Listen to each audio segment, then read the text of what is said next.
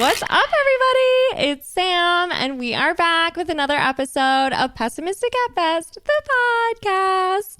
And I have my amazing friends, Alex and Andrew, on the pod. Hello, everyone. Hi. I'm so excited. I'm so glad you guys could come over for dinner. How fun. It was delicious. It was so good. It was so good. I'm actually bookmarking that recipe. I'm making that again for sure. Oh my God. The fact that Alex and I got seconds really speaks to it too. Yeah, I was the first so one true. to be like, I don't want to be a fat ass, but I really want more. Please, Sam, I have some more. It was so fucking good. And I'm so glad that it could meet all of your needs. Yes. And as we talked earlier, it did meet all of my dietary restrictions, thankfully. Totally. So I really appreciate it. It was so yummy. It's actually so funny because when I texted you, I was like, can I have the rundown of your dietary restrictions? And James was like, why did you phrase it like that? That's rude. And I was like, is it? No, I didn't. I never even thought twice about it. Honestly, okay. there was no rules for my allergies. We've talked about it. We have. Yeah. So it's not even a thing I think about, honestly. Totally. The only thing I think about is when people make weird jokes about my other health stuff. Allergies, I don't give a fuck about that. No, shit. totally. And hey, you can't help those. You know what I'm saying? No, There's exactly. There's no stopping There's those allergies. nothing I can do about it. No. Who cares? Totally. It's one of those things. I actually think it's very inspiring, talking to you both, because you both have, you've got your stuff, your dietary restrictions. I am the anomaly in this group. And so, as someone who didn't really have to deal with that a lot growing up, I like both of your outlook on life because you're like, whatever, I can eat what I can eat and it's okay. Yeah. Sometimes nature limits you in a good way. Honestly. Agreed. Yeah. It gives you perspective. Yes. It gives you perspective, the right amount that you need. Yeah. Well, I would say that's very true of the fact that kind of goes to the fact of everything happens for a reason. Everything sure. Everything is kind of meant to be correct. Yeah. I don't know. You never know. I could have choked on a jar of peanuts when I was Totally. 3, and if I wasn't allergic to it, now you stay away things. from them. Yeah.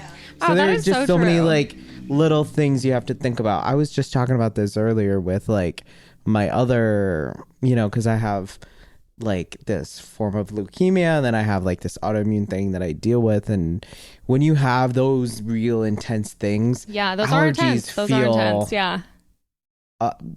Like nothing Right. to me.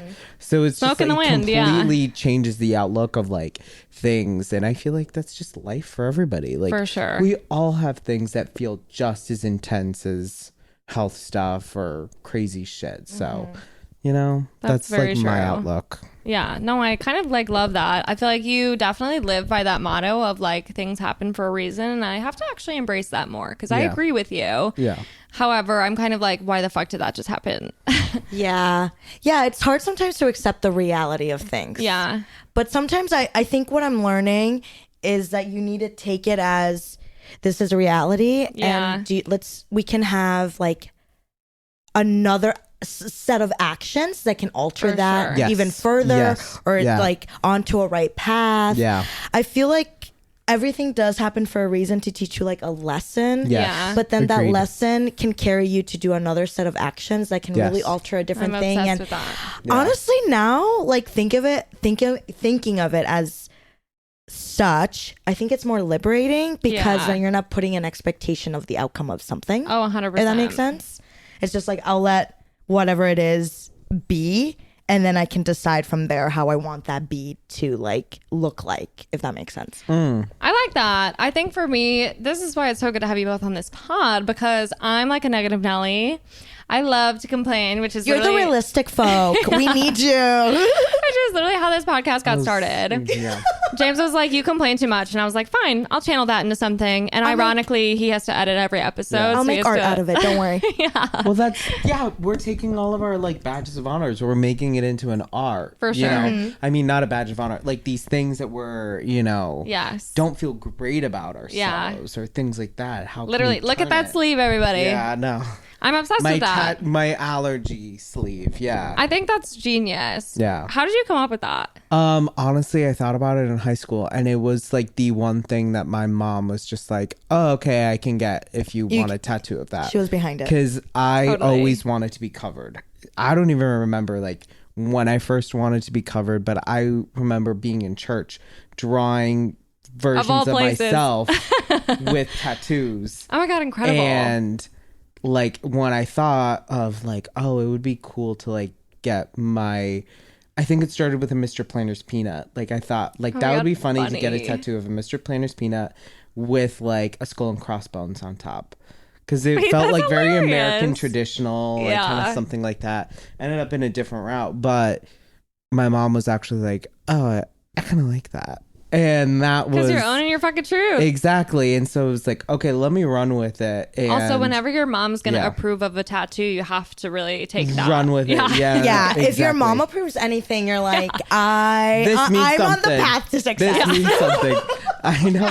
Literally. Well, and the three of us were very close with our moms, it seems. Yeah. We are. And so it really does mean something when our moms approve of something. Mm-hmm. It kind of like feeds into this idea of, oh, maybe I am on the right path. Like I am doing something correct, you know? Mom approval is important to me. Oh my Even God. at this day and age. Same. At the ripe old age of 27, I'm like, Mom, what do you think? Mom, yeah. And when they don't agree, I'm like, well, I still like it anyway. Exactly. But like, but it's just nice to get that affirmation from your parents, even at like the age of 27. It doesn't matter. We're learning how to, I feel like what I'm learning is how to take no opinion. Like my mom will have no opinion of something and being okay with that. Yeah. You know, or like how to That's like navigate these ideas than, like, of like positive or negative. Exactly. Or even taking her negative opinions and being like, okay, that's cool. And, you know, I can still move forward with the decision I want to make, even though she doesn't fully agree. And still learning on my own. Yeah. You know, I feel like I had that earlier this year with some work stuff and, you know, things like that. But it's just all about learning how to be independent. For sure. And that's the hardest thing. Which is so interesting because moms obviously want their children to grow up and be independent. But at the same time, I know my mother, love that woman to death, Chris, if you're listening. But when I got these tattoos, which I didn't ask for her approval first. I went to her afterwards and I was like, what do you think? And her response was, oh, I like this one better. Yeah. Wait, which is so funny because I like the smiles of her. Yeah, right? I like her. And then, so these ones came together. I love a symmetry moment.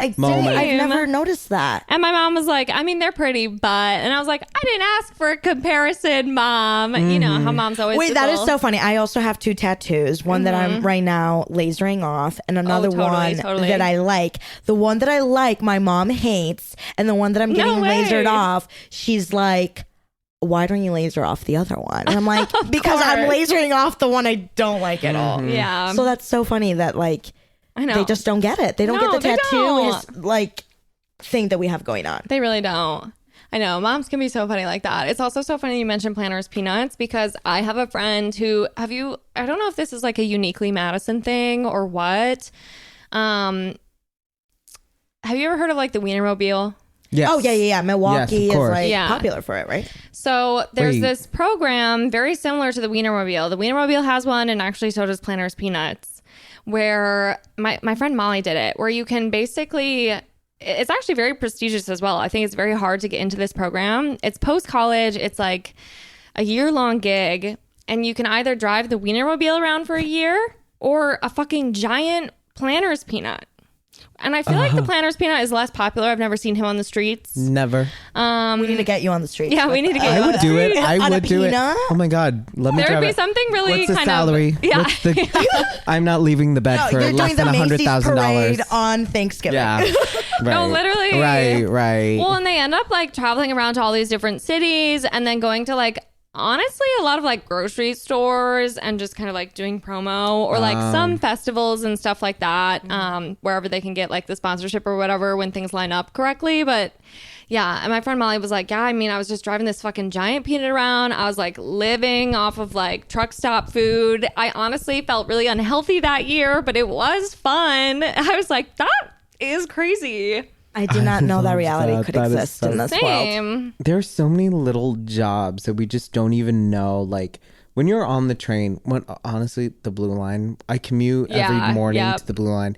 I'm packed like a fucking sardine in that shit. Pressed against the walls. Totally. And Where's your office? The Merchandise Mart.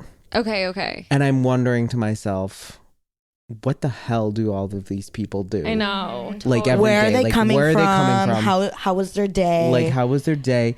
Actually, once it's after 5, like, I could give a shit about their day. I'm like, I want to get the fuck home. Totally. And I'm pissed off that they're not taking their backpacks off. It's always these straight men that leave their backpacks on in a crowded train. Or when they reserve a Taking up seat space. with their backpack. Idiot. Oh my God, even worse. Even worse. Don't you see all these people standing up and you're literally reserving your seat for just so that you don't have to sit by somebody. For your laptop. Yeah. Yeah, no. Yeah.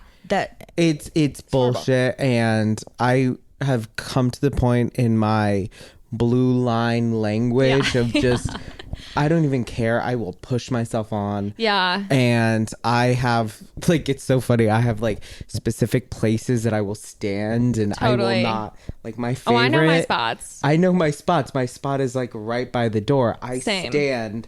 Like, I want to be the first one off the train against the glass. Because then you won't pull over. Yeah. Exactly. You don't have to subway surf. Yes. Yep. I do not want to be in the hallway or like that little. No, because then you get scared that you're going to be left behind and doors closing, closing, and you have 2 milliseconds. You can't get out. And I'm going to be on the side of the door that's opening. I'm not going to put myself on the opposite side. No, I have like this whole little routine when I get on the blue line. Me too. That's amazing. That's Wait, so you take the blue line to work as well every day? So I used to. I actually work from home now. When I first moved here, so my company is based in Madison. And when I first, and like we had like somewhere between probably like 10 to 12, maybe even 15 like college Chicago employees. So when I first moved here, we had like a WeWork in River North. Okay. So I would always jump on the blue line. I actually kind of liked it because I felt like such a little city girl with my little backpack getting on the Your fucking little L. outfit. Yeah. And so we did that for a while, and then they decided to get rid of the WeWork and bring us to Madison more frequently because the entire team of people that I pretty much manage is like out of Madison. So I feel like having FaceTime is important versus meeting up with all the Chicago people who are on like maybe different teams than I am. Yeah. So I don't even have a commute anymore, which once it became winter, I was like, maybe I am over this commute. It was fun. And then it got a little tumultuous, but the shovel comes out, and then that's when you hate everything. Yeah, they're putting like all the salt on the roads. And I'm like, it might be time for me to stay inside. Yep. Your shoes get disgustingly white from like the salt that's left behind on the street. Yeah, it's horrible. I hate it. I will never understand forcing employees to go into work. Me neither. During a blizzard. During a blizzard or things like that. Especially when my whole job is literally on a laptop. Literally. Yeah. Or a computer or things like that. Yeah. Or phone calls. Yeah. I can all do that from the privacy of my home. Zoom, for baby. sure. Yeah. Yeah. There are vivid memories of me literally like fighting against the wind, like walking to go to school. Yeah.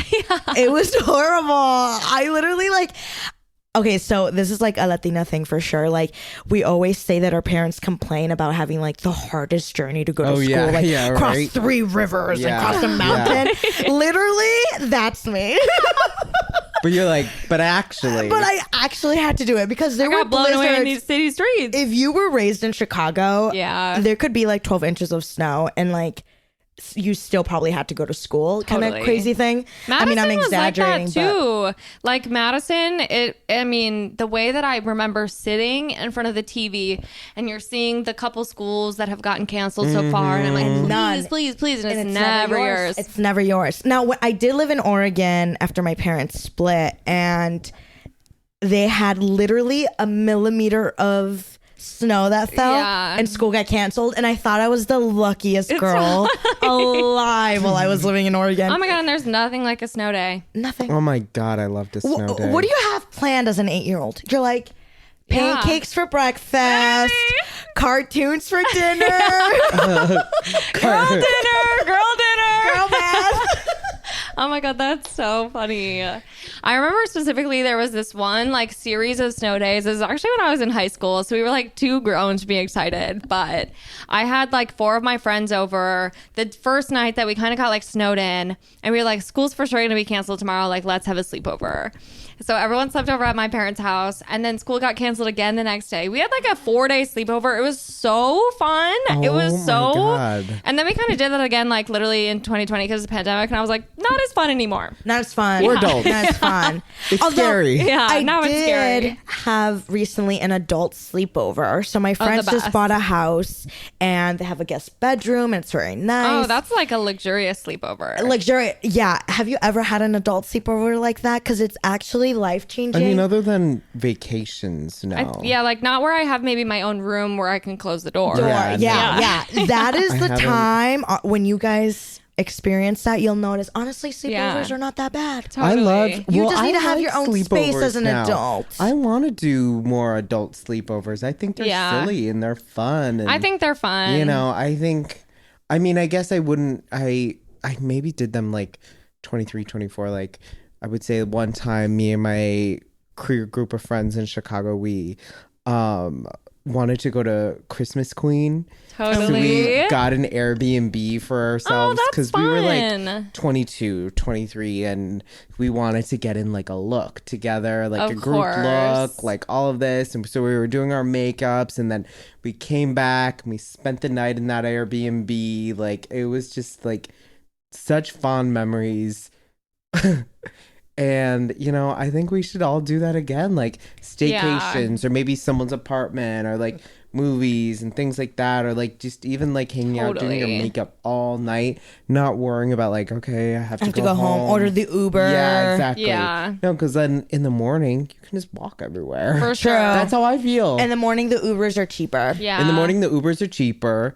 Or in the morning, I have the energy to go walk to the train now. Especially when you're all together. How exactly. fun. I will say, too, I miss, like, I think, honestly, the thing I miss the most about having roommates is, like, everyone getting ready together when we're all about to go out. Like, that feeling you were just kind of bringing up, I was like, yeah, I miss that. That's so fun. Or like, the same thing, like if you had all your friends over in a sleepover for like high school and you're all about to like go to a party or whatever it is, like, oh my God, intoxicating. Yeah, I feel like sometimes getting ready for something can be maybe just as fun or equally as fun. Sometimes more fun than actually going out, because like that's where you really, I think that's like where bonding really happens. Totally. I love when we like assist each other with our outfits and stuff like that. It's the funnest thing. And then you really like, that means you really care about the perspective that the other person is contributing to your life in terms of how you look. Oh my gosh. Yeah. You know? I mean, I still like, that is one of my favorite things to do. Like I just did that this Sunday night. Like I went to my friend Tom's and brought like an option for some looks. We still like, Tom is Skin is this amazing, talented drag artist. You know, I'm watching them do their makeup, and then also, I'm that's like, a whole nother level. I should have been like doing my makeup too. I'm like, why didn't I shave? I should have done my. But then I'm like, what do you think of this or this, or this? That is the most fun. We've done that before. Yeah. Like I do that with like our friend Dante all the time, or and like being able to like swap clothes. You know, yes. Yep. And like, oh my God, even when Kyle and I went to the Cindy's or Celeste's in the matching diamond bras, which Kyle, I still need my diamond bra back. Oh my God, baby. hilarious. Those were looks. Yeah, incredible. Yeah, and it was just like, that is so fun to me. Just like, okay, I like this. Can we trade? Like, you're so right. It's a bonding thing, you know. I think especially for queer people, because maybe not all of us got to do that in high school. Yeah, you know? fair. Not all of us got or to the extent where we feel now a lot more comfortable. Yeah. I don't know. Lot more firm affirmations now. And you also sometimes, I don't know, I'm okay with accepting the fact that like sometimes people would tell me when I was younger, you look great in that. And maybe I did look good or great in that, but I didn't feel great. Yeah. It wasn't you. It wasn't me. And now I am able to really like incorporate the suggestions or the feedback, right? Because it keeps it fresh. But then I'm like, Maybe you're right. Maybe you're onto something, but it's not quite there yet. So let me think about how I can like make it me still. Make your input me. Yeah. And I think that is different than when I was younger. When I was younger, I'd be like, oh yeah, this person must be right?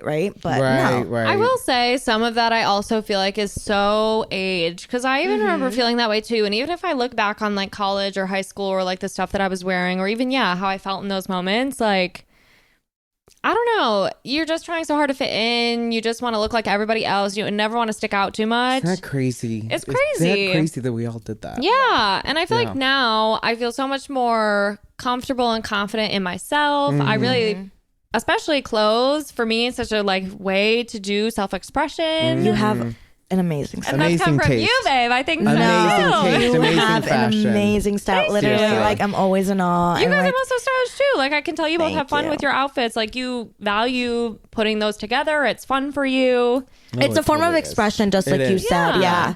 And I think another important factor for me is also like, this is the mood that I'm feeling today. Same. I want to feel comfy, or I want to feel edgy. I want to feel emo, whatever the vibe is. I want to tell the world that. There's a vibe. let 'em There's always a see. vibe. There's a mood. There's a story in your head that's playing out. A mood board. There's a mood board. Literally. Oh my God, funny. Mine is either Y2K or 1950s Italian. I was thinking, when Which do you is quite the pair. Yeah. when do you think the Y2K thing is gonna end? I was just thinking about that. Not that I'm a I Debbie don't want Downer. it to end. No, neither. Look what I'm wearing. Neither do know. I. Literally. But neither do I. But then I'm like, this is the longest I think a trend. Because the 80s came back for a hot minute in like 2012, 2013 in terms of like the leggings that were happening. Totally. Maybe a little earlier. It was like 2011, because I'm thinking of like Urban Outfitters when they came out with those like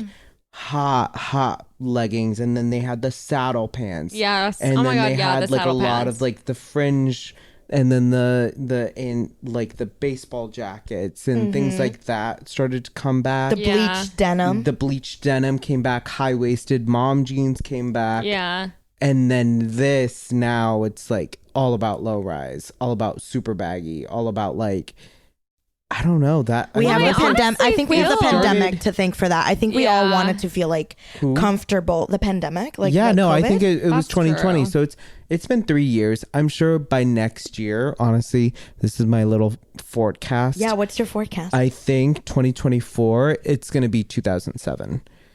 It's going to be my God, like, that's insane to I me. think it's going to be like 2007. I think skinny jeans are slowly going to start to come back.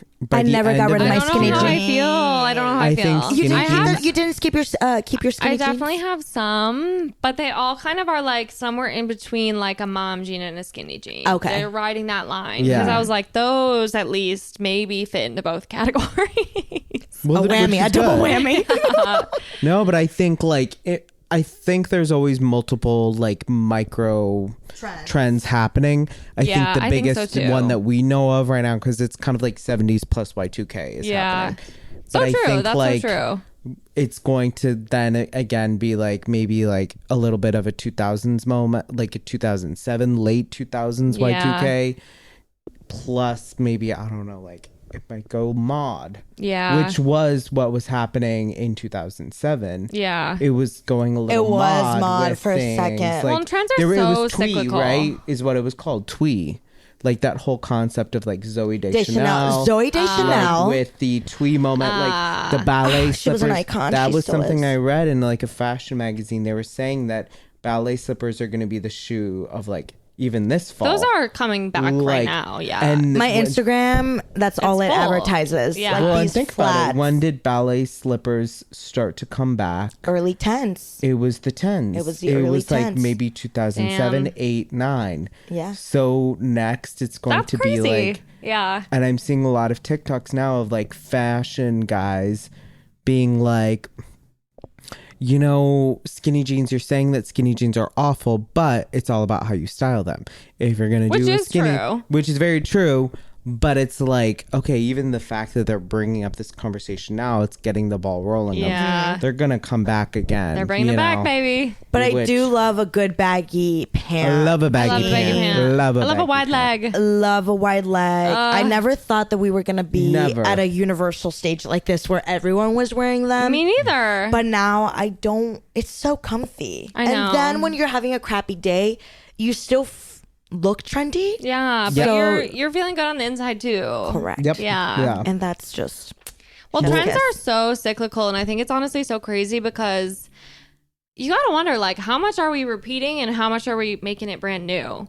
But I also feel like there's so much on the internet now, and like there are so many little niche communities, and I feel like there isn't one there isn't one thing that's popular anymore. There are definitely overarching ideas that infiltrate all of the niches or whatever, or like most, but like even like I feel like there will never be another, I mean obviously Taylor Swift is kind of hitting this bucket right now, but like another huge pop star, because I honestly feel like there are so many niche communities who have like, I'm lifting this person up, we love X, Y, and Z. And honestly, I feel like so much of that is just because the internet, like, agreed. And there's you can find so many people who love the exact little weird fucking thing that you love, versus like this giant thing that's like, oh, everyone loves. Well, and that's all the media would talk about at that time. Totally. Because there, like you said, there wasn't this grand landscape of the internet saying like, well, actually this portion of the population loves this person. Right. And so it was like, for like 3 years, it was talking pop stars, it was only Britney Spears. Yeah, in only. Like, truly. She 99, was it. 2000, 2001. It was like, what is she doing? Where is she going? And then, even like, in 2007 Beyonce. Again, 2008, it was like Britney Spears. Yeah. Oh, Gaga. Yep. Oh, Beyonce again. Yep. And then it was like alternating between all of those major big girls. Yeah. And now it's like kind of bizarre that Taylor Swift, I would say she's having her 2013 Beyonce moment right now. I think so too. Like, do you remember in 2013? Oh my God, this football thing that's happening right now, Crazy. I want to live it. I want to be in it. I want to be involved. The thing is, it's so crazy because I have to be honest, I probably had heard the name Travis Kelce before, but he was not on my radar. No, Never. Listen, you say football, and I'm like... Can you believe? Yeah. The Taylor Swift, I saw something that I sent this to people. I sent it in one of our group texts. It was a screenshot of Heinz ketchup has come out with a specialty ketchup and seemingly ranch based off of a tweet of a picture of Taylor Swift eating a chicken finger with ketchup, and what the person who tweeted it said, seemingly ranch. So Heinz already is coming out with a limited edition version of ketchup and seemingly ranch. The power of Taylor Swift, though. Dude, That's I know. what people are saying. It's kind of like scary at the same time. It is a 'cause little we haven't scary. seen something like that in so long. Well, Listen. I think Barbie definitely also had something to contribute to that. Like, Barbie was, I think, one of the...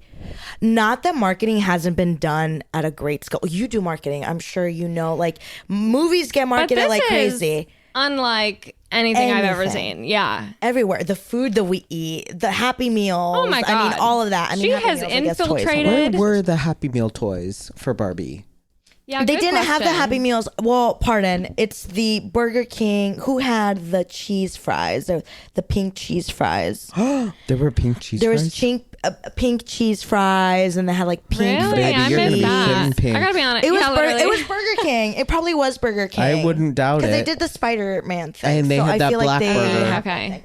Yeah. But yeah, everything was Barbie this summer. I mean, literally everything from like, I know Bays was designing their bags differently, and like all of these brands, they were everywhere. That marketing was genius. I mean, Yes. I don't know if that was Greta Thunberg or somebody else. 50 Shades of Pink, for real. Yeah. 50. Well, and or they Greta also Gerwig, talked Greta Thunberg, not different girl. Well, they're also Greta Gerwig. Greta Gerwig. But they've talked about how like silver clothes have gone up in sales because of Renaissance. Yeah. Because of Beyonce. Yeah. So right now, literally, like the three biggest like things, the most powerful people Are female. are like Beyonce, Taylor Swift. No, like and they this literally Barbie are movie. saving the economy, which is They actually literally- They said that. Yeah, they said that. What other man has done that before?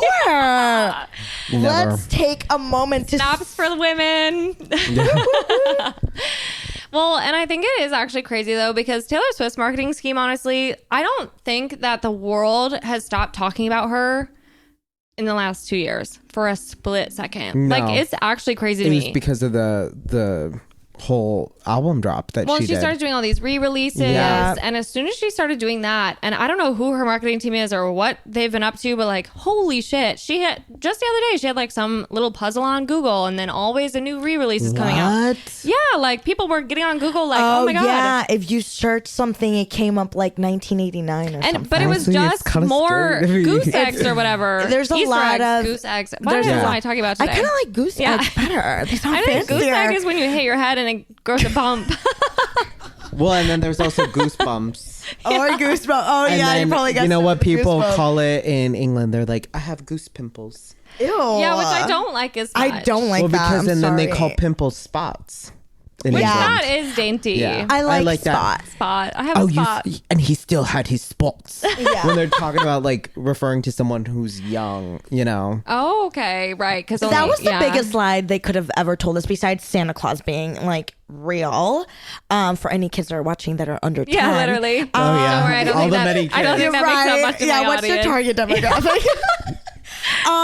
Yeah, the pimples were just gonna go away after we huge lies. After we turn 18. Oh my god. In fact, I think I broke out the most from the ages of like 20 to 24. Oh my god. Honestly, was it stress? No, I honestly think it was all hormonal. I was like I really tried to like move from the pill to the IUD. And as soon as I went off the pill, my skin was like, what the fuck are you doing? You know, I still have one of my closest friends in back in my hometown. She's still like, both of us, we rant and rave about like our skin issues. Because she's still like, she has autoimmune stuff too. And I'm wondering if there's like, because acne is sense. like an autoimmune reaction for your body. Totally. So it's like, oh my god, I again am wearing it like a badge of honor with like Acne Forward, my like alternate account. Like I was I don't even know about it. Yeah, so Acne Forward came from the whole idea of like, okay, there's Acne the brand, and then like Acne Studios. Yeah, Acne Studios. And then like just acne, and then at the time, like I referenced Skin earlier, when we were both coming up in the club scene, like Skin was like, okay, I'll be like, because they were also super insecure about their skin. And they were like, okay, I'll be Skin, you can be Scar. And then I was like, well, Scar kind of sounds too masculine for me, so I'll be Acne. Okay. And then Ford came from like Tom Ford. We love a Tom Ford. I love Tom Ford. It should have been Brown. Acne Brown, but actually that sounds weird. I did see that you reposted that recent The New Yorker article. I loved it. It was such a good article. I haven't read it. It was just about how like Tom Ford has like a uniform for all of his employees to wear. They get like these like 5 suits and like different like like you can mix and interchange it and all of these things, and a capsule wardrobe. I'm just like, it's the most French thing. Totally. Like that is my ideal of like a perfect style, is like having key pieces that you can just change out and like, you know. You love a classic. Yeah. You love a basic that you can dress up. Exactly. And you know he's a G when he was like 3 Stripes, Adidas, I've never heard of you. And he won that lawsuit. And I said, damn right, baby, because you know how to alter 100%. a suit to to like fit someone's body. Well, and there were the skirts that were involved, and they were like, we don't care what gender you are, you're wearing a skirt. Yeah, that's right. incredible. Yeah. And like, you're also going to wear a pant too. Yeah. So like, they give you all of that. I'm like, Iconic. that's so iconic. You know, it's brand loyalty. Yeah. But yeah, no, all that to say, like, with like wearing, you know, or like owning parts of yourself that you don't love, but it's also like, I can't control that. Like, I can't control my allergies. I can't control anything about like, you know, maybe there's ways that you can like maintain, but at the end of the day, nothing's gonna really change. It's just your body chemistry or things like that. You know what I mean? At this point, I am a vessel to whatever my own body wants to do to me. Okay, and I love that for you, because honestly, sometimes life is just about acceptance. Truly. Yeah. I love my catchphrase, my go-to. I'm always like, it's so hard to be me. It is. But it is. It is. It is. But that's also a form of acceptance. It's just like, yeah. you know what? It is what it is. Literally. It is what it is. And even the most incredible, talented, beautiful person can be having a rough day too. And like, the thing like, about it is like, it's always also going to be harder for someone else and maybe easier for somebody else. But it's like, we don't even have to compare struggles. It can just be hard. Well, everybody's experience is going to feel like horrible. It's always going to be relative. Yeah. Everything is going to feel like life changing or like so it's happening to you. It's not happening to anybody else. I mean, this speaks to like what we were even talking about at the beginning of the hour. Like it's all about like perspective and like how are we going to look at our outlook on things? How is everything meant to happen? Yeah. Or am I just going to let myself be so controlled with this idea of like I need to control everything that's going on in my life? For sure. When you just release how you feel, or like knowing that like truly, okay, you have control over certain things, but like at the end of the day, that still can be taken away from you. Of It course. releases so much pressure. You can only control what you can control. Correct. Exactly. SZA's album Control actually changed that for me in 2017. I was about to go study abroad, and I have always identified myself as a controller. Totally. I always wanted to have control of every outcome. I had a certain expectation, and it had to be a certain way. And just listening to her interviews and then listening to the dialogue that she had amongst her family, because there's like little snippets of her little conversations with her grandma and her mom that are really genuine and so pure, and like you learn a little lesson, or you even get a little glimpse of their dynamic just by listening to the little audios. And she made me realize that like, you don't have control in this, and it's really what you make out of that that gives you control. Out of, so true. out of recognizing that you can't control the outcome, but you can control how you feel through that experience that you're living. That brings me back to Hannah Montana's "Life's What You Make It," so let's make it rock. Make it rock. Oh my god, hilarious. I love that so much. Wait, I just saw this video of Miley Cyrus because she released Younger. Yeah, incredible song. Incredible. Oh my God, made me cry so hard. She's a badass. I love her. I love the way she talks. I love the way she talks an now. actual angel. She has that gravelly voice. I love you even more, baby. Yeah, baby. But like people are like, okay, buccal fat and veneers are beating her ass. I know. No, she has such a great talent, and basically this video was like 30 minutes long, and like she literally shows like pictures of when she was a baby and like when she was a teenager and all of that, and it's fantastic. And I didn't know how like the strong work ethic that Miley Cyrus has. Yeah, because like she even went and like highlighted this like schedule that she had for a day. Yeah. And literally at the age of 13, she was waking up at 3 a.m. to freaking film Hannah Montana. That's so crazy she, like, to me. So grew up famous, like I can't even imagine. Like obviously she had some phases, right, where she was maybe.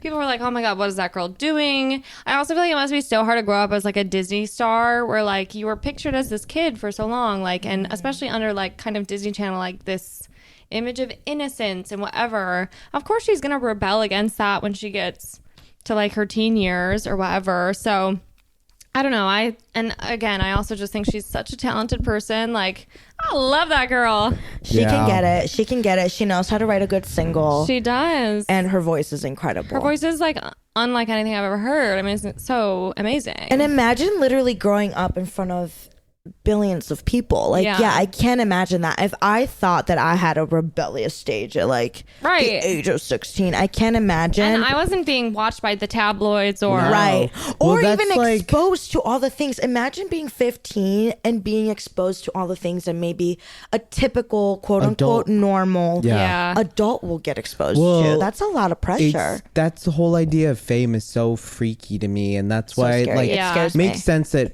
Miley is kind of like being smart about how she's interacting with it now, because and then I mean like Britney Spears had her breakdown at 26 27 breakdown I use in quotes because it wasn't even like Like when she shaved her head and beat the car with the umbrella. Yeah. She was younger or our age, basically. Yeah. Oh, and that is so crazy to think about, that she was our age when that was happening. I know. So crazy. And then, because she seemed so much older than us. Has joined us. She seemed so much older than we were.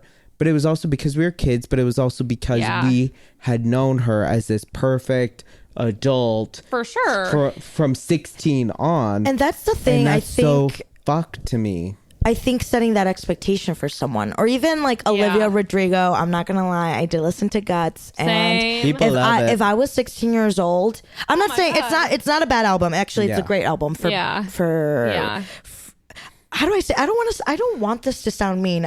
It's for a younger demographic. I agree, and she's a young girl. That's mean. She's a young girl. That's not mean. Okay, but it's a freaking fantastic album. Younger demographic and the gays, because the gays seem to love. Oh, they're eating it up. That? Yeah. Okay, perfect. Then it is a great album. Yeah. But point being that she talks about like, when am I just gonna like be wise for being like my age and not.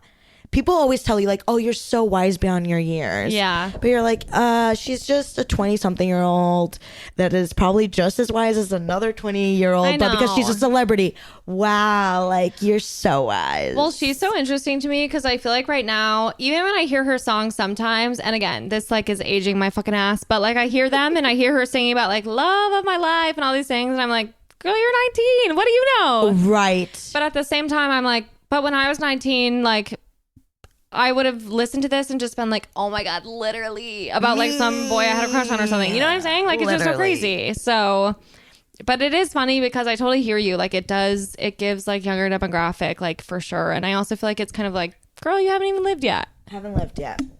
You got so many years ahead of you. So many years. And I think sometimes you get stuck on thinking that this is it. Like literally just today, I was like, when am I going to catch my next big career break? Totally. You know? And I'm like, is this it for me? And I hope not. No. I hope it's not, right? I don't know what the future holds, but I think we can limit ourselves to that sometimes. It's scary to think about the future. There's just so many lives that you can live in one lifetime. For sure. You look at the way, I mean, we have so many people to look up to.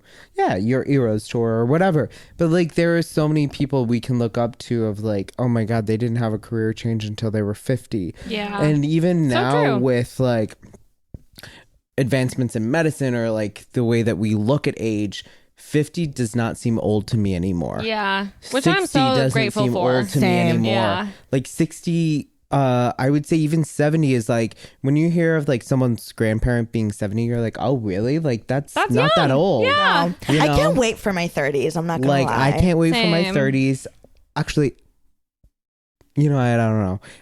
Maybe I'm still like understanding that, but there's still things I want to have accomplished before I'm 30. You're scared maybe of your 30s? No, I think I'm like, there's stuff I want to do first. Get, you know, I think I want to be like in a better financial place before my 30s. I want to be like in a healthier, you know, mindset, like in terms of like, I want to be in a healthier body at that point, you know, things like that before my 30s. Establishing the fundamentals before going somewhere. Exactly. Yeah. Because I mean, I just don't want it to be like, oh, just another year. Yeah. You know? I did have a friend recently tell me that if you do get your shit together by the time you're 30, like your body will be okay. And he was talking about like smoking, drinking, all that. And I was like, okay, so I got 3 years. That's enough time. Right. Just reflecting on the last 3 years of my life alone, I'm like, perfect. You know, okay, then we're gonna I saw those bottles. Yeah. That Grey Goose. Come on, bring it out. Really? We have 3 years. Yeah. I want to say half of my friends are 30. So, yeah, same. And they all are like, I'm so grateful I'm at this age now. Yeah. I'm like, or sometimes I tell them of like my stuff or what I'm doing. They're like, oh God, right here, the biggest worry I have is like, what kind of plant I'm going to plant my garden tomorrow. And I'm like, really? Those are the worries you worry about? They're like, yeah. I'm like, oh, I can't wait till I'm 30. I know. Well, some of the people that I know in their 30s, still have crazy shit happening. Yeah. So that's what scares me. Well, and then I even look at my parents. It's like, oh my God, they still have stuff going on. Totally. They still have so it seems like there's some never ending. I think there are some very smart people in this world. Like, shout out to my friend Daniela. She loves to hear my friend, like my drama. Because she was like, oh my God, like, it's so nice not having like a big group of friends. It's so nice. Like, she's like, I just get it all from you. And I'm like, I'm kind of jealous of your entertainment. Like, you're bored. Like, I'm jealous of the fact that you're just like, you know, chilling and villain and, you know, I mean, not saying that she's bored, but like, you know. Yeah, she goes out. She goes out. But she's smarter with the decisions, it feels like. She's already hit 30 in my head. Yeah. You know? So. Well, and I will say, I think there is, so far, aging has been very positive for me. Like, I feel like when I was younger, when I was in college and stuff, I was like, I can't imagine graduating. It sounds boring. Like, I don't want to do it. I don't want to work. And then I graduated. Working was like hard to get adjusted to. Obviously, we also had the pandemic, which we won't get into how boring it is to talk about that. But it was a great time for me, actually. It was a really good time for me. The pandemic was really good. We talk about that a lot, Alex. Like, the pandemic was actually a really peaceful, tranquil time for both of us. No, and like, when do you get a reset like literally that? And I recognize that it was dark for a lot of people, and I recognize that as well. I'm not gonna erase that or anything, but for me personally, I think that is where it was a wake-up call. I got some smacks in the face. Me too. By being by myself for the first time and it being so tranquil and just peaceful. But you were saying something. I think like that was a time where I learned a lot about myself, which I think also helped me kind of like get more comfortable with like, okay, when I emerge from this, who do I want to be? What type of shit do I want to be doing?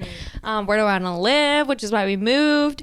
And like, yeah, who do I want to be friends with? All of those things. And so I think so far aging has honestly only been positive. There have been bumps in the road for sure, but like I think that makes me excited for 30 in the sense of I'm like, you know what, so far I get older and wiser every year, which I know is like what people say, but it's true. I think you're right. I do think like there's only better things to come with your age because you're going to be learning a lot more. You have all these lived experiences. I mean, it's scary at some parts because it's like, oh, you feel like you're not ready, but ultimately it's like, it's kind of like I'm backtracking right now because they'll like, you know, it doesn't matter if you're ready or not. Yeah. You're just gonna like here's the thing, it's gonna happen no matter what. Exactly. Well, God willing. Totally. But yeah, we're 30 club. We're definitely going to be 30 club. No 27 no club here. 27 club. No. Well, thankfully, I just turned 28. I've been trying to pass myself off as 27. Oh my God, love that. There we go. 28. Yeah. So you made it. You made it. Yeah, I made it past the 27 club, which I was very concerned about. You know. No, it is a little scary. I mean, are you guys like me? Do you guys think about death a lot? I wouldn't say a lot, but I think about it. I think about it. I think my relationship with death has changed. Okay, so I say something that is kind of alarming to a few folk, and I'm not going to lie, I was surprised by how alarmed they were. Sure. But I think reflecting on my life and like it as a whole, as a time capsule, I think that I am okay if something were to happen to me, God forbid. That's to fucking die. Awesome. Because I have done everything in Alex's childhood bucket list. And now I was actually reflecting on this a few months ago about how now I'm establishing a new bucket list of things that I want to do. That's great. As an adult. And now I have another like 20 years to look forward to, if that makes sense. Totally. But everything that I've done till this point, I'm so grateful that I've been able to say, well, at least I did what I wanted to do. Yeah. And that is, I think, powerful. And I think my perspective with death is like, I respect it. Yeah. It's going to come to me. Yeah. It's going to come to all of us. That's crazy. But how we accept that, I think, with grace or with scaredness, with fear, whatever it might be, I think that depends on like the individual itself. Everybody has a different dynamic with death, I think. I think so too. It wasn't something that I honestly thought about as a kid. It's interesting that you mentioned that because James used to like have actual nightmares about death. Like when he was a kid, he just thought about it all the time. He couldn't stop. And it would like keep him from sleeping. I'm so sorry, Misha was really putting his tail in your face. I hope he's not a cancer cat. Wait, he really likes you though, because even I'm getting a little scared right now. And I was like, wait, I'm the cat lady. Come to me. And he's like, no, Andrew Andrew, you might be a cat person. I don't know what. I think I am. I think you are. But a lot of animals have been coming up to me. I literally heard that like on the street. Some woman was like, "Oh my god, my dog is never this nice." Do you have some auras? There's something going on over there. Yeah, and it's kind of scaring me. No, I'm not doing it on purpose. No, animals have some senses to themselves too. Right, but like it's scaring me in the fact of like, because I am afraid of death. Like with all of my shit that I've had happen, like it's like I haven't reached my bucket list. Yeah. Like with my like stuff, I'm like, I wouldn't say I've reached mine either. I'm not. I don't feel like I'm ready, and then. Like, I'm always thinking about it, but I really want to go back for a second. I just had the biggest deja vu from being here right now. Really? Oh my God, wait, when? With you and you. I think I had a dream about this moment, like 5 months ago or like 3 months ago or something.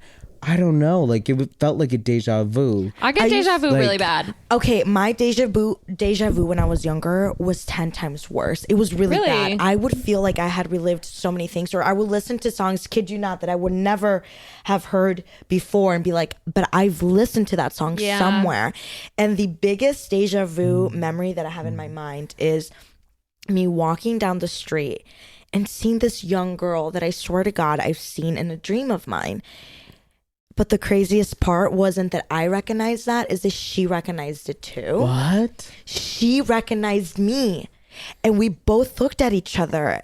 And I have goosebumps. Goosebumps, guys. I kid you not. And I remember walking. I know exactly what street. I remember walking with my mom. It was like after school. I know exactly what the girl was doing. She was like playing with a toy outside of her house. And we passed by her.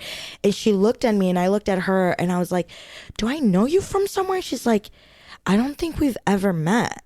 And like and then I walked. And my mom was like, oh, you met that girl in school? I'm like, Mom, I swear to God I've seen her somewhere, but I don't know where. And it also could be, though, that when you're a 9-year-old, you probably don't remember, or younger, I don't know how old I was, I want to say 9. You probably don't remember the things that you did when you were younger, and it feels like deja vu. I mean, fair. I think you're kind of right, but also it could have been something I swear to God, spiritual. like space and time is not real, you know? No. No. Well, I believe in a spirit realm. Yes, I totally believe that there are like, I don't know. Like maybe deja vu was like an alternate universe, things that have already happened. Maybe I don't know, because it just is one of those things that even science doesn't really, because they can't really explain it even now. So it's like, and we have a word for it. I mean, deja vu or a phrase. Exactly. And when you feel it, you feel it. So you also feel it now as an adult? Because now as an adult, I do not really feel get it. And if sometimes. I do, it's a slim feeling. I kind of agree with you that I do feel like maybe I had it more as a kid. But now when I get it, I almost believe it even more, because I'm like, I'm really feeling something. Mm-hmm. Yeah, something's off. Yeah. Something's not off, but something feels... Thumbs up. But have you guys heard of the whole concept of Star Kids? This is getting a little woo-woo now, but Star Kids? No. Or like Star... I don't know. It's like this whole I'm like... thinking Spy Kids. There are like kids that... I love Spy Kids. There are kids that will like... at a young age be like, oh, I remember my past life. Oh, shit. Yeah. And they will like there was the most recent one that I heard about was like some kid saying like he had this obsession with like, I think a fear of fire, a fear of like heights. He loved a certain like jazz artist or musical artist. Oh my God. He had like this woman's name in his, and he was like, oh, I used to be a woman, and like I used to be a woman, like telling his mom this, like my name was this, like this, and that kind of thing. The mom like then went on to like research all of this information because he gave her enough information, found out like there was this woman who died in a fire who she jumped to her death, found an actual person, they contacted the families, everything. Like he remembered this, and then just at a certain age was just over this thing. Whoa. Like he just stopped talking about it. That's crazy. And like I kind of do believe like that could be legit. I don't know, like... Well, because once you maybe get, like, adjusted enough to your new life or whatever, like... Yeah. those memories probably go away. Fade away. Well, exactly. Like this kid, and this is like a common thing with certain kids. They'll like know all of these things. It's like, how do you know that? Or, I mean, I don't even know. I don't know. Like, part of me is like, maybe I was on the Titanic with like my oh my God, obsession. I love the Titanic. And I've had if you were so lucky. No, I've had so first class. Yeah, literally. Well, it's definitely first class. If you were lucky, first class. No, but I've definitely had like dreams, really freaky dreams where like I'm on the boat and like I see it from like a different perspective. Like I've been like one of my more recent dreams, like I was on an actual lifeboat, and then in another one I was like in the hull with the water and the lights were still on. Like it's freaky. I have one that I still remember from like my childhood. Like there's so many like recurring dreams. I'm also been having, like, not to change the subject, but I've been having recurring dreams about like getting to the airport and my passport is expired and I can't get on the flight, and the flight is always going to Paris.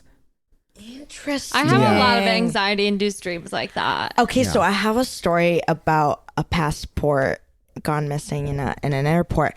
When I, well, not in an airport, but when I studied abroad, I tried to leverage my weekends and explore other countries because till this point in my life, I had never really traveled. I didn't have that like experience growing up. Totally. So I wanted to leverage my time while I was abroad. And one of the trips I really wanted to go to was to Germany. I wanted to go to Berlin, and my friend and I planned it all out and everything. The morning of, we got a flight like early in the morning, 6, maybe 7. Mm-hmm. We get there and Gloria doesn't have her passport. Classic. And There's always one. And I literally held Gloria's hand, and she'll tell you this if you ever meet Gloria. And I said, Gloria, I love you, but I'm going without you. Good for you. I said, you should, Good right? for you. Like you need not to. You didn't forget Gloria's passport. I did No. not. Mama did not forget hers. No, I made no, sure no. everything was packed prior. Exactly. And she's like, and she was so graceful too. Like she understood. She's like, Yeah. of course, I would not expect you to stay. But I'm like, okay, I just wanted to make sure that we got that off of our chest because Right. So funny. I would have not been able to fly like peacefully without just confronting this situation Yeah. here. And yeah, I went to Berlin. She stayed, and she actually was like, I'm so happy that you did that for you. And that was the first time I think in my life where I was like self-love. Totally. Yeah.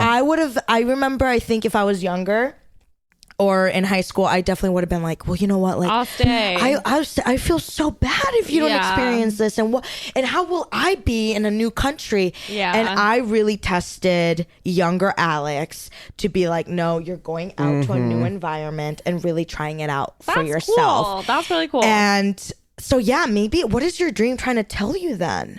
That I need to renew my passport. Yeah. Oh, you haven't renewed it? Is that really? No, I have Oh, not. well, you need to do it before the government shutdown.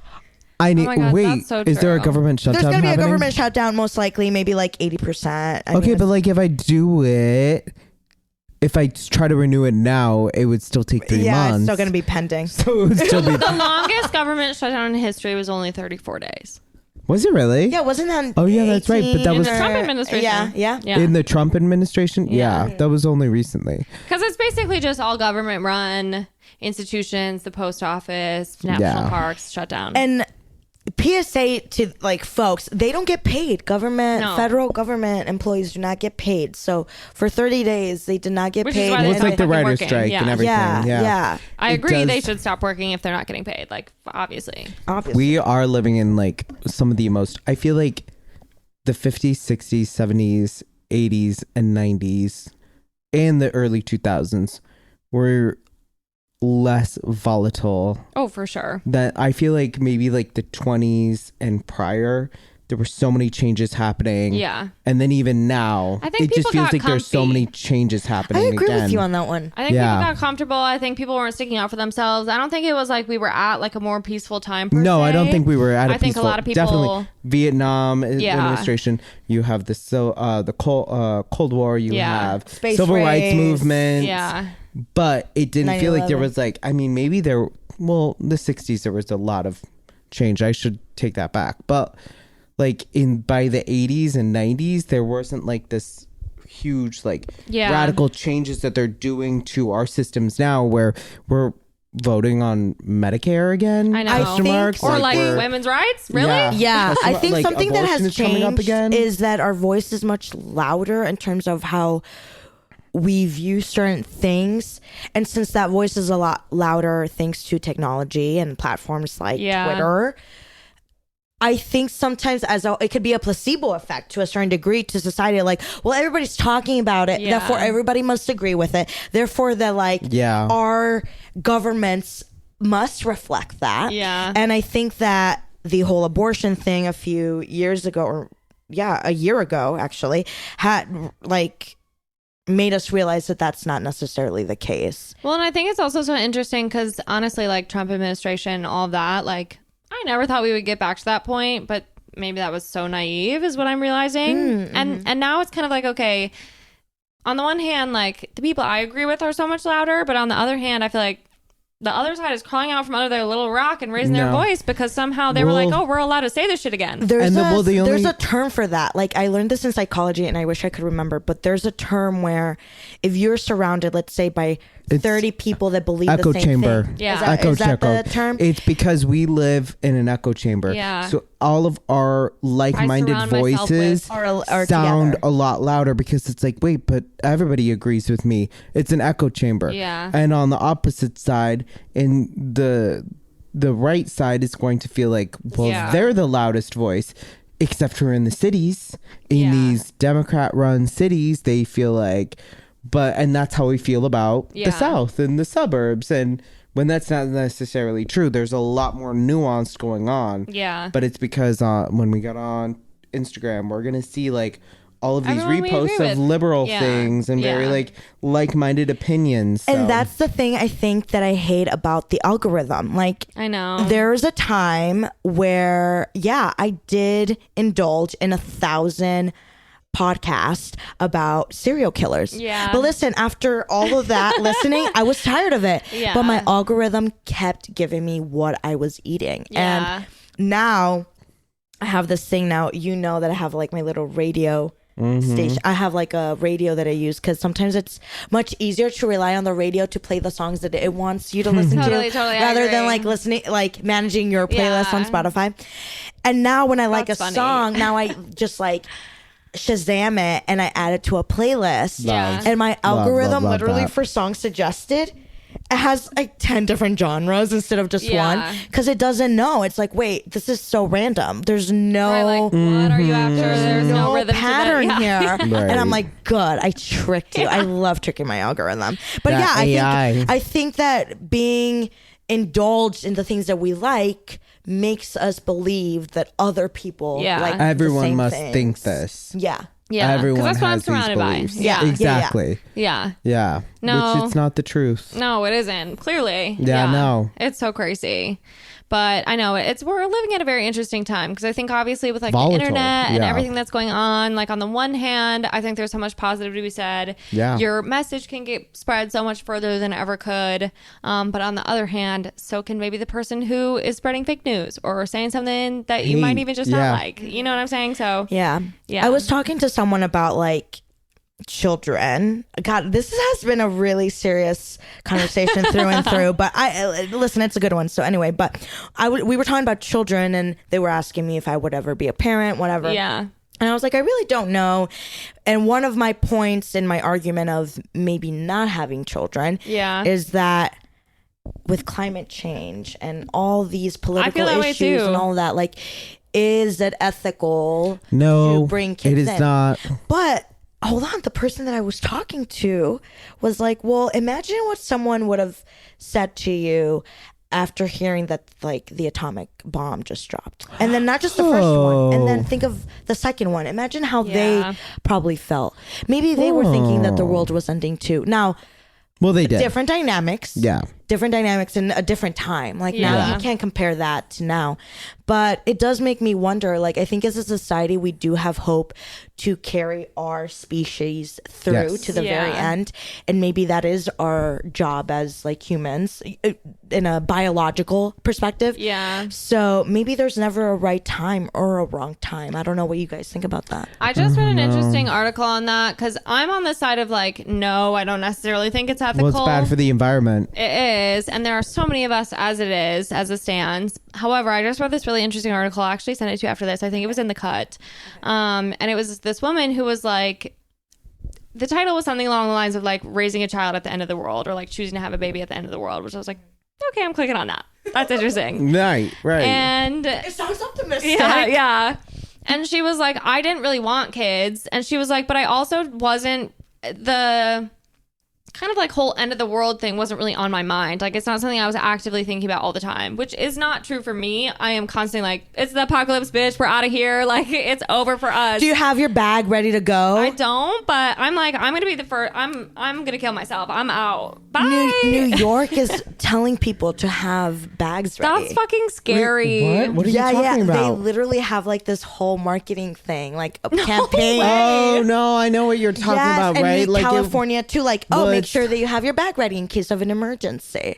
Oh, an emergency? It's like an emergency pack. Like floods or like an earthquake, whatever it might be. Well, I feel like it makes more sense. End of the world. Definitely makes more sense for like California. End of the world. That's how I took it. Makes more sense for California and for New York because New York of the hurricanes and like, the water and the water that levels, like that shit like they have been flooded a few times. True. Chicago is a little more safer. Denver is definitely safer. Miami, baby, You're first. You they need that shit. Yeah, you need. But and in this article, the woman was basically like, I had my baby, and then I started feeling guilty about having my baby because I started realizing like what type of a world I brought her into. I just started like kind of thinking of all those things so much more. They were on the front of my mind. And then she was like, but what is it so much like, if not me bringing a baby into the world and raising them to kind of like be this person who has these good values and will help, like, you know, then we're only going to have maybe the wrong type of people. Not wrong, I shouldn't say wrong, but like people who aren't valuing the same things as I am or aren't teaching their kid the same things as I am, like are raising kids in this country now. And I'm like, okay, totally so true. I don't know where I stand on it.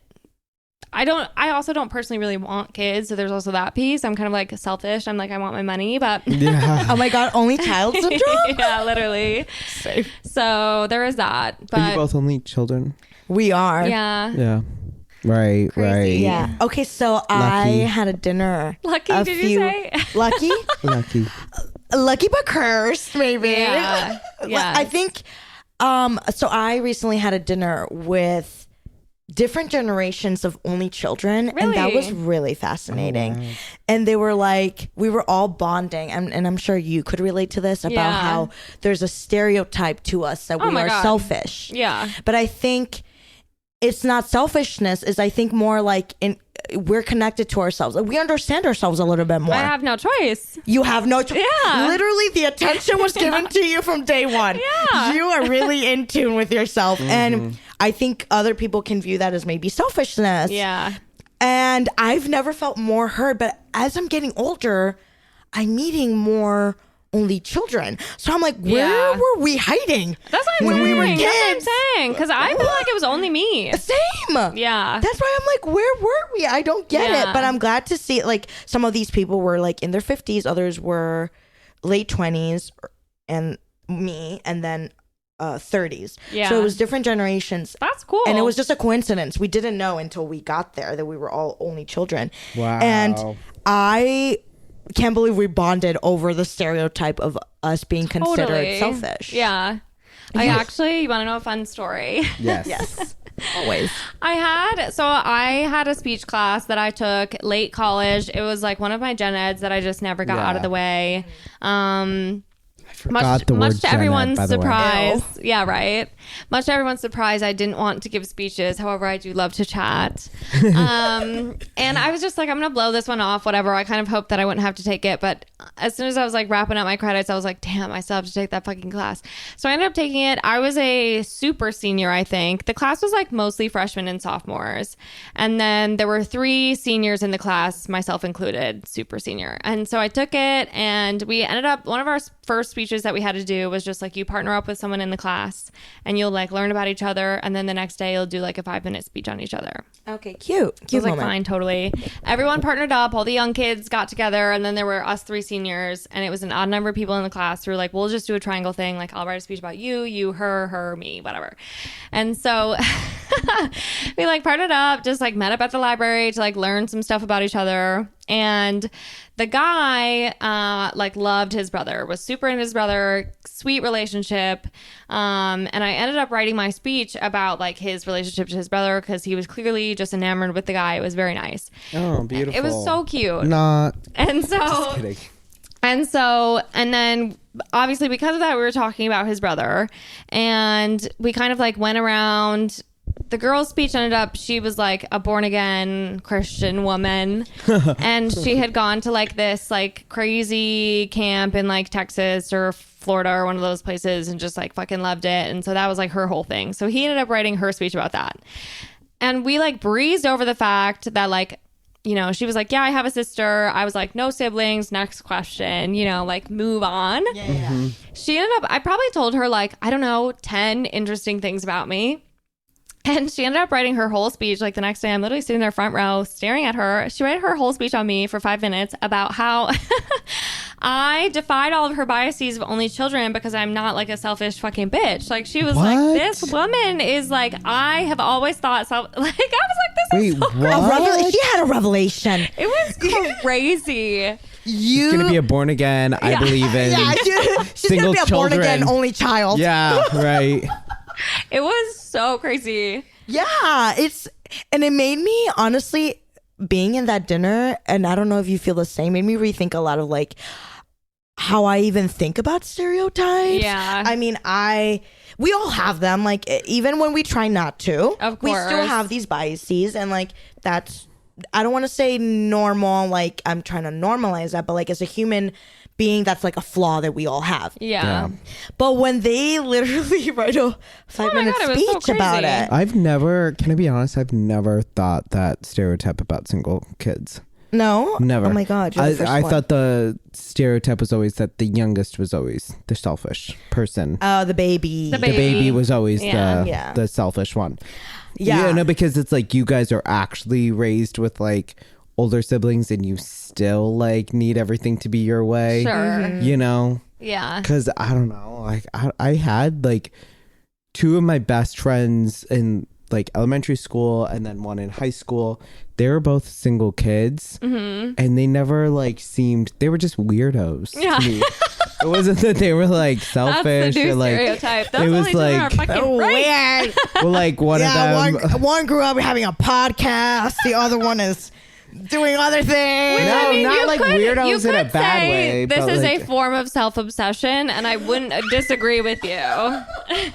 no. No. We No. are producing art. This is Content, art. baby. You're an artist, baby. Art for the community. No, I just never had that impression of single kids. Okay, that's interesting. Yeah, never. Because it was a stereotype that I had heard, but when I was sitting front row and she's giving her whole speech on me, and that is the Then last it's thing like, I expected oh, to come out of her mouth, I was yeah. like, damn, I didn't realize people actually thought that. Maybe it's like Yeah. a Christian thingy or a born again Yeah. thingy. I don't know. Only you know what? You might be Because onto they, something like, because they believe want to in, like, have producing big more families. That's true. And so yeah. Honestly, That's true. you I might could see hit that. on something there. Yeah. Well, So and I that's will where it's say, coming from. again, don't want to have kids at this moment in my life.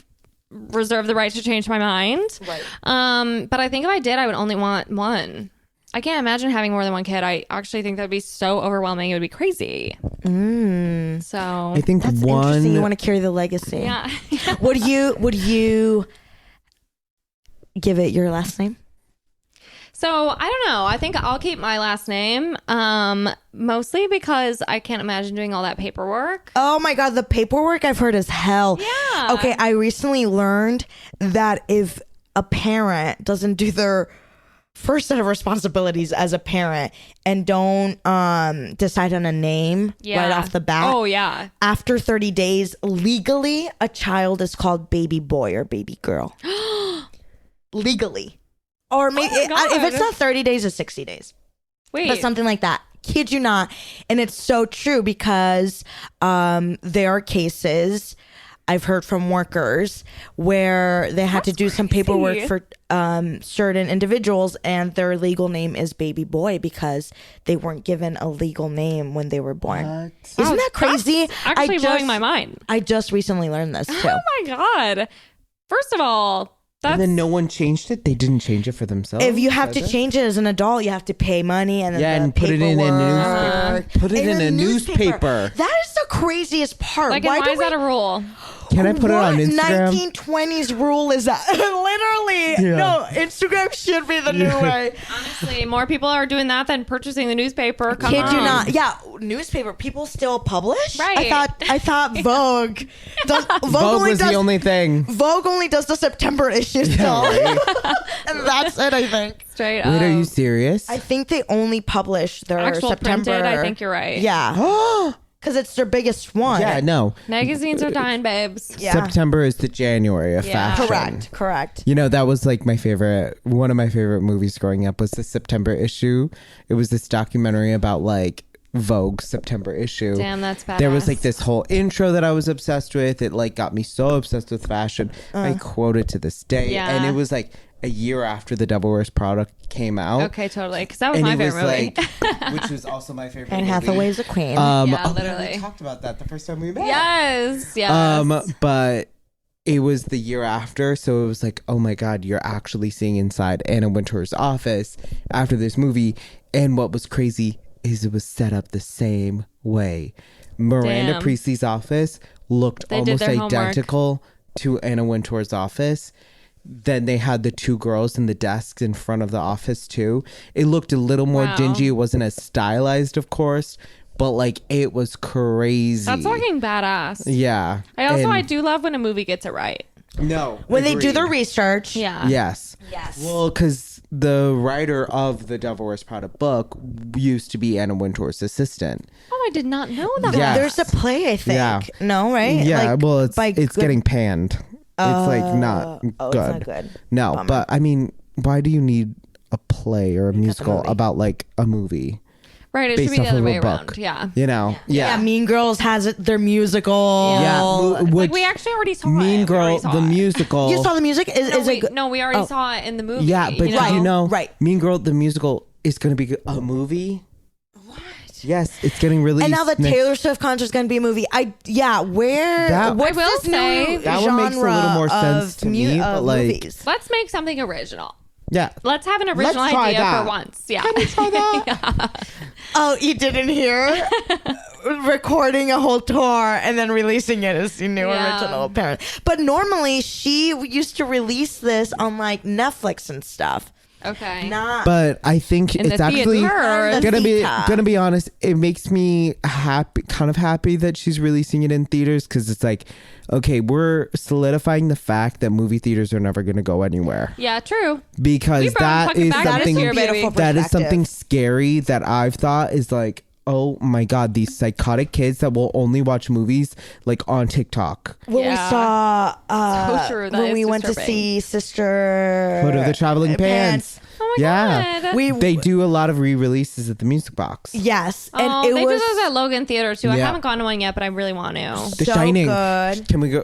We should go to The Shining. They always Oh do my it God, in for October. Halloween? Yeah, they do The fun. Shining every year at the Logan let's Theater. Totally do that. I would love I'm to do it. so down to do that. And they I did love Carrie spooky last year season. too. I went with I've actually never seen Flora. Carrie. It was so much fun. Oh my God. I had never seen Carrie too, and seeing it for the first time on the big screen. Totally. Oh my God! all that it blood like on her. changes something. I feel like that it also makes is it- how you're meant to see those movies. You know? Exactly. Yeah. And then like I feel like there's something so freaking awesome about hearing like the audiences Oh my God! React- Everyone's like reacting at once. the LOLs, Yeah. Well, and the thing is, like, it's all film on both the Music Box and Logan. Fucking badass. Like, they're still showing it how it was showed all those years ago. Yeah, I remember one of my favorite things to do in the movie theater when I would go as a little kid is just to like look back and see if it was projecting, or seeing a worker there. Remember when you would see a worker if it an actual person, if there was a bug to the film or something. Yeah. But yeah, those days are missed. Yeah. Now you have to pay $20 for nachos. Oh my god, that shit's expensive these days. I know. I still buy it, but me too. My parents, I'm trying to that's support their the thing. arts. That's funny. Wait, when you go to the theater, you get nachos? I did not do. Okay, when we went to the theater, we got what? We got candy, chocolate. I didn't get anything. True. When I go to the movie theaters, popcorn, Same. a candy, Me too. and a chocolate and an Me too. icing. This is something. Oh my god, okay, you're just like James. I skip the icing and usually go for a soda. But pop. I am, and my parents can speak to this, my dad especially. I hate when someone is crunkling and eating. I and get like, that, That is though. I would say like one of, I just realized like I had one of those aha moments. People have asked me like, what's your biggest pet peeve? And I don't have any pet peeves. That's no, it. I think this is my biggest pet peeve. People being loud in a movie theater, because the movie theater to me is like it's sacred. I take it so seriously. Like, I'm like, unless it's like a goofy movie, unless it's like, Barbie. We're meant to be, unless it's Sisterhood of the Traveling Pants, which we've all seen before. But if it's like a serious drama that or like a movie no one's ever seen before. It's the first time people are talking.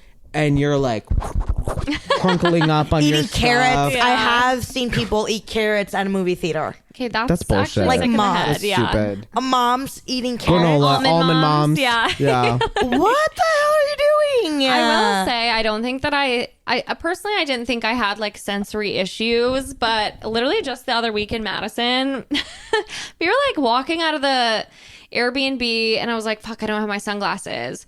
And I started digging around in this bag. I had so much fucking stuff with me because I had come straight from New York to Madison for work, and then everybody came for the trip. So, I mean, I just had like bags on bags. I stayed with my parents for a few days. My mom had given me this bizarre bag that my dad had been gifted at like some race that he ran. And I knew my sunglasses were at the bottom, but there was a lot of shit in there that I had to like pile through to get there. And this bag, I'm like digging through the bag. It's making so much noise. It was really bothering me so much. And I gave up. I was like, first of all, I'm bored of looking. Second of all, I hate the sound that this bag is making. And I was like, I have never been this picky about something in my whole life. And I was like, I can't fucking dig through this. Was it a cute bag? No. I mean, it was like half plastic, but like some type of plastic that makes way more noise than most plastic makes. I was like, this is actually disturbing my like circadian rhythm right now. I don't know what's going on, but I think you realize as you get older, like the things that really bug you. Oh my God. Yeah. I was like, I'm over this. Yeah, the Didn't get the crinkly sunglasses, noise. went outside, squinted the whole day. I was like, whatever.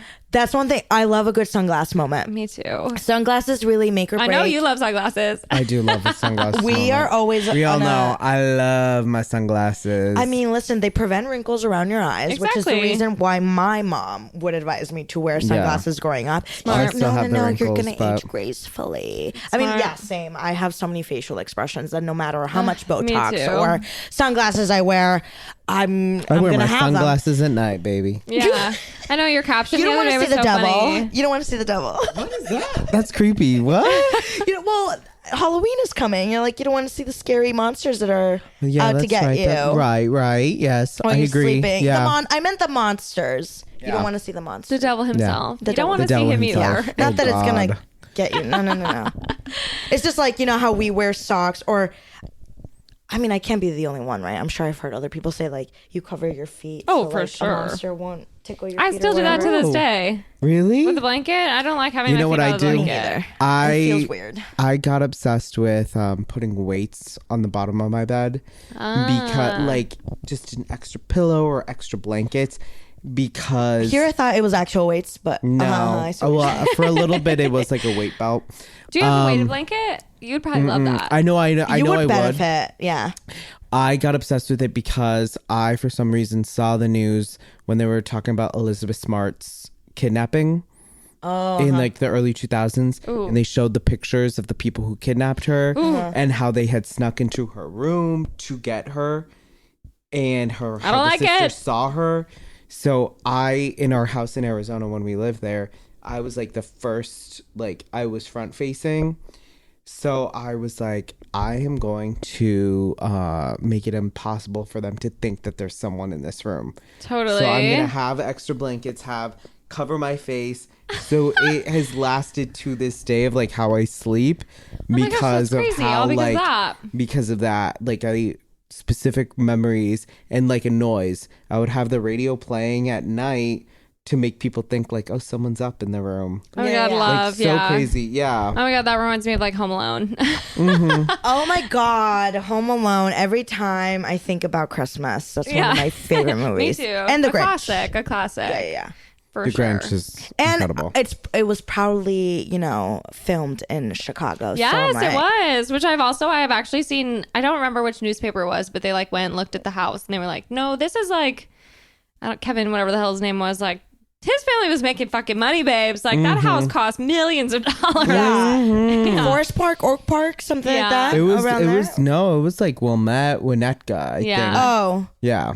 I think it like recently went on sale or like something like that. I remember it was like just within the last year where they were like, whoa, crazy. I wonder if it's been renovated on the inside. Right, like do you tear up the movie scene or do you? Right. Yeah. Do you tear up the famous wallpaper? Right. They did have wallpaper all over that fucking. That was a wallpapered house for sure. Yes, I loved it was. It. Great design. Yes. It was. Yeah. Those parents. I mean, can you forget your child? Yeah. Right.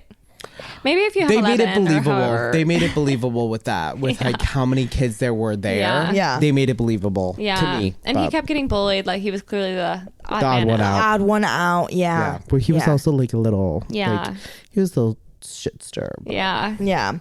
No. Okay, well, before we wrap up, I definitely want to do, because we've been talking about a lot, like perspectives, intentions, outlooks on life. I would love to do Rose and a Thorn with you both. My favorite segment of your podcast. Yes. Amazing.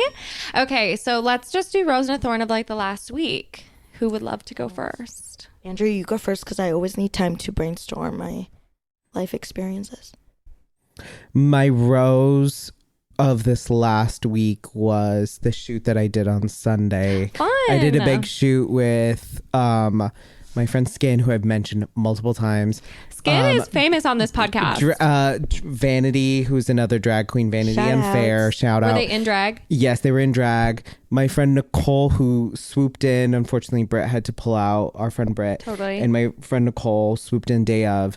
And the concept was Jack McGinnis, our friend. So it was his first time, like as we were collaborators. And like, so we were both shooting. It was my first big shoot in a minute. Like I've done like one-on-ones Andrew's recently. a talented photographer. Check him out. I try. Check him But out. like, I'm actually so happy with the results.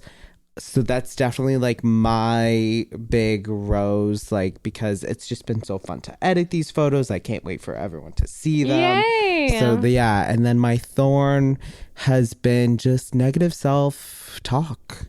That will happen. A lot of like that. And, I think it comes off in weird ways. And I think like Monday and Tuesday, I think starting the week off of like certain highs, or even just like letting like paranoia get you, Oh my God. Your demons bite on Monday and Tuesday, I promise. Worst days of the week. Seriously. So I think that has been, but also this has kind of been my rose for this week. Yeah, so therapeutic. If like Don't Monday worry, is like say the pod. You don't have to say the pod. But like if we're starting the week off as Monday, then I'm gonna say this week. You're sweet. Definitely. I'm sweet like Shug. Sweet like Shug. Sweet like Shug. No, but that paranoia, you're not alone. Like, no. I think we all experience that in one. No, we all feel like, oh my God, everybody secretly hates me, or things like that, or like Sunday scaries are so real. Sunday scaries are the worst. Monday scaries. Yeah. Too. They do carry on into the week. I think it takes me until Wednesday to get fully adjusted. And then I'm back to normal. And then by Thursday, you're already going out for drinks. And then Friday, you're whooping it up. Friday, you're like, thank God, that was a long ass week. What a cycle. Vicious. My peak, my rose is a weird one. My friend, she has mold in her basement. Oh, shit. And Amber. What? She has mold in her basement where she goes and does laundry and stuff, but the mold got so bad that she lives on the 3rd floor and you can start smelling it. Oh, it was so bad. That's like bad for your health. That's horrible. Was it black mold? It was black That mold. can kill you. I think you can also maybe sue. Yeah. Amber. No, just kidding. She's moving out. Okay. But the thing, everything's peachy on that regard. But the thing, why this is a rose is because I'm helping her move, and we are basically neighbors. We live like literally 3 blocks apart from each other, and she made me realize how important having neighbors is. I've had neighbors in the past. I have, but literally like right next door. Like I would just open my door and my neighbor was there. But even being 3 blocks away, like we were very intentional of like how we would support each other. Like, hey, Alex, I need this. Or, hey, Amber, do you mind like going on a walk with me because I'm feeling stressed? And just having that support made me value my friend Amber. Shout out to Amber. Hi, Amber. Love Amber. But my thorn is work, has been a little bit stressful. And I feel you, girl. And I hope that work just becomes a little bit more fun in the next few months because I'm planning out an event that I hope goes well. Yay. Nice. But yeah, that is pretty much my summary on the peaks and lows of peaks and valleys. Yeah, peaks and valleys of my week. Okay, those are good. Yeah. No, I totally feel you. I think I've learned like the value of neighbors too, and even just like having people nearby that you can like call if you're in need or like someone you can lean on. Because I think. And especially when you live alone, that's even more important. Like, you really have to have that. Because you have neighbors, you have people who live in the vicinity that you don't know, and then you have neighbors, people you can, like, actually have a relationship with. Yeah. Yes. Okay, let me think. I think for me, I'll start with my thorn. This last week was definitely a hard one at work. Similarly, I think like work has been getting me down. We're going through some like really big team transitions. I'm actually like doubling the amount of people I manage. Oh, wow. I like being a manager. It's also like the hardest job I've ever been given. And like, I'm always one of those girls who like, in class projects and things like that, like for me, being responsible for my own work was always best. Like that's something, again, you can only control what you can control. And for me, that was comfortable. And now being like a manager of multiple people, I'm managing like relationships. I'm managing like, people's comfortability at work, how they're feeling, expectations, all these things, which is work I'm very proud of. It's definitely like been like growing pains. But with all the transitions, I think like change just sometimes instills fear, especially before the dust settles. So it's been a little bit crazy the last couple of weeks. And I'm tired. I think it's starting to get to me. So that's definitely my thorn. I think my rose in the last like week or so, honestly, this week in particular has been I know we talked about this a little bit. I instilled some rest and relaxation into the schedule, which I think was much needed. Like this summer and honestly, September in particular, I've never been busier. And like the last couple of days, we've just like been chilling at the house, spend time with the cats, making meals at home, barely going outside. And I was like, we need that. I'm so happy for that. Yeah. We're a battery that needs to be recharged. Exactly. Yeah. You're so right. Yeah. You gotta make it happen. I think I'm gonna try that. Yeah. Maybe once. Stay fresh. Just give it a test. Let me test it out. Well, thank you guys for coming on this podcast. Thank you so much for having us. This was so fun. This Seriously. was really therapeutic, fun. like you said. I was scared for nothing. This was so fun. I love it. Well, let's fucking do it again soon. You guys are literally naturals at this. I could talk to you all fucking day. We have been talking for ages. Yeah, it's been fabulous. I love it. Let's get paid for this. No, that's the goal. We got paid in food. Yeah. No, I'm saying like, yeah. But like, I see what, we're quitting our jobs, honey. Yeah, correct. We're quitting our jobs. Yes. Oh, yeah. We're manifesting greater things for Sam. I think I could see myself having a talk show. Yeah. Or I could see you having a talk show. Oh my God, thank I you. could do the Wendy Williams moment. Then why aren't you buying her music? Literally. Oh my God, maybe you are the next Wendy. You're the next something. We just don't know I think yet. I could do that. I like that idea. Well, I like the idea of. I love how macabre Wendy was. She was like, "Oh, so does anybody know this rapper? Yeah, he's not bad looking either. I know. He died. Insane. She always talks about deaths and stuff. And then she'd be like, anyway. Yeah, and then it's on to the next. Yeah. On to the next. You gotta admire that.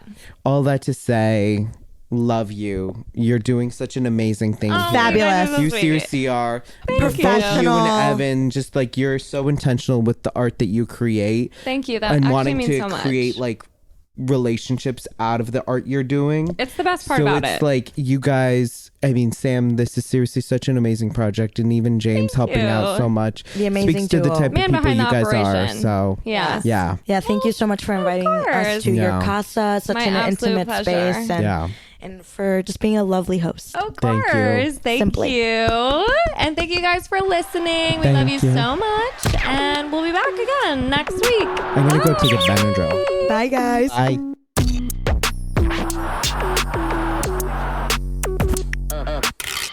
Another cathartic convo in the books. I feel better. How about you? Thank you so much for listening. Now I just want to jump on here and say, don't forget to follow and or subscribe to the pod on your favorite streaming platform for new episodes every single week, because I know you can't get enough of me. Additionally, if you want to gain access to exclusive episodes and lots of other goodies, join our Patreon and support the pod with your hard-earned American dollars. You can find the link in our show notes, or you can also visit us at patreon.com/pessimistic@best. And of course, don't forget to follow us on Instagram @pessimistic@best. And if you're as obsessed with me as I am with you, you can find me at Sam Georgeson on all platforms. And last but not least, I'd like to give a special shout out to my podcast editor and producer, the love of my life, James Arbai, whom I literally could not do this without. So thank you, James. I love you so much. And thank you guys for joining me again this week. I love you too. And I cannot wait to chat with you again soon.